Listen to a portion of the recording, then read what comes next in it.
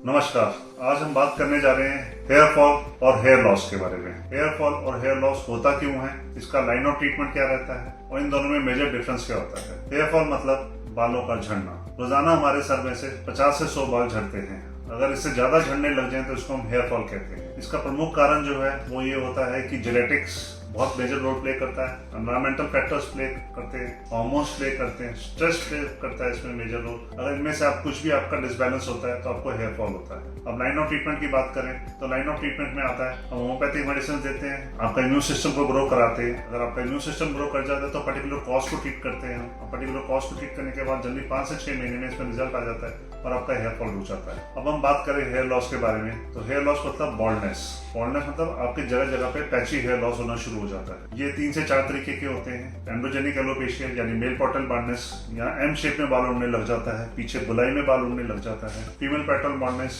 जहाँ पे बीच में गैप आने लग जाता है, बाल कम हो जाते हैं। Stress induced baldness, chemically induced baldness, radiation therapy से इंड्यूस्ड बाल्डनेस। तो अब बात करें तो ये सब जो होते हैं डिफरेंट होते हैं। इनका प्रमुख कारण जो होता है वो hormones, stress, radiation therapies, chemical therapies, side effects of medicine, इन सब की वजह से हमारे हेयर फॉल और हेयर लॉस दोनों हो जाता है। तो मेजर डिफरेंस हेयर लॉस और हेयर फॉल में क्या है। हेयर फॉल में बाल झड़ते हैं और हेयर लॉस में गंजापन आ जाता है और दोनों ही होम्योपैथी से मॉइस्चर से ट्रीट हो जाते हैं। हेयर फॉल 5 से 6 महीने में ट्रीट हो जाता है और हेयर लॉस जो है 1 से 1.5 साल में कम्प्लीटली ठीक हो जाता है। दोनों में होम्योपैथिक मेडिसिन दी जाती है लगाने की और खाने की, और कुछ सप्लीमेंट्स दिए जाते हैं खाने के, और लाइफस्टाइल चेंजेस बताए जाते हैं और आप परमानेंटली ठीक हो जाते हैं।